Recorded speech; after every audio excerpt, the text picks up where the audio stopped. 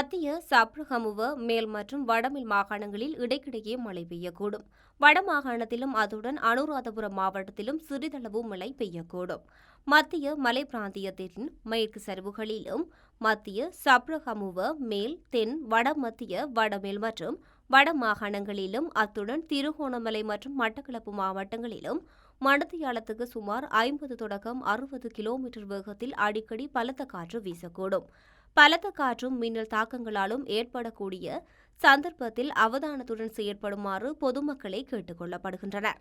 Mentha சூறாவளியானது இலங்கைக்கு வடகிழக்கே வங்களா விரிகுடாவில் கடல் பிராந்தியத்துக்கு மேலாக முல்லைத்தீவிலிருந்து சுமார் 600 கிலோமீட்டர் தொலைவில் நிலை கொண்டிருப்பதை இன்று காலை 2:30 மணியளவில் அவதானித்துள்ளனர். இது மேலும் தீவிரமடைந்து பலமிக்க சூறாவளியாக வடக்கு வடமேற்கு திசைகளில் அண்மித்து நகர்ந்து செல்வதுடன் இன்று மாலை அல்லது இரவு வேளைகளில் ஆந்திர பிரதேசத்தில் கரையை ஊடறுக்கும் என எதிர்பார்க்கப்படுகின்றது.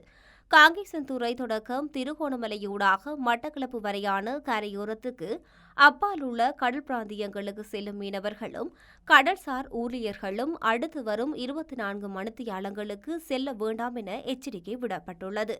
சிலாபம் தொடக்கம் மன்னாரூடாக காங்கேசன்துறை வரையான அத்துடன் காலி தொடக்கம் ஹம்பாந்தோட்டையூடாக பொத்துவில் வரையான கடல் பிராந்தியங்களுக்கு செல்லும் மீனவர்களும் கடல்சார் ஊழியர்களும் அத்துடன் செயற்படுமாறு கேட்டுக் கொள்ளப்படுகின்றனர். திருகோணமலை தொடக்கம் காங்கேசன்துறை மன்னார் கொழும்பு ஊடாக காலி வரையான கடல் பிராந்தியங்களில் பல இடங்களில் மழை அல்லது இடியுடன் கூடிய மழை பெய்ய வாய்ப்புகள் காணப்படுகின்றன. கடல் பிராந்தியங்களில் மணித்தியாலத்துக்கு 30 தொடக்கம் 40 கிலோமீட்டர் வேகத்தில் மேற்கு திசையிலிருந்து காற்று வீசக்கூடும். காங்கேசன்துறை தொடக்கம் திருகோணமலையூடாக மட்டக்களப்பு வரையான கடல் பிராந்தியங்களில் மணித்தியாலத்துக்கு 65 கிலோமீட்டர் வேகத்தில் அடிக்கடி காற்று அதிகரித்து வீசக்கூடும். இவ்வாறு சந்தர்ப்பங்களில் இக்கடல் பிராந்தியங்கள் கொந்தளிப்பாக காணப்படும். நாட்டை சூழவுள்ள ஏனைய கடல் பிராந்தியங்களில் இடைக்கிடையே கொந்தளிப்பாக காணப்படும்.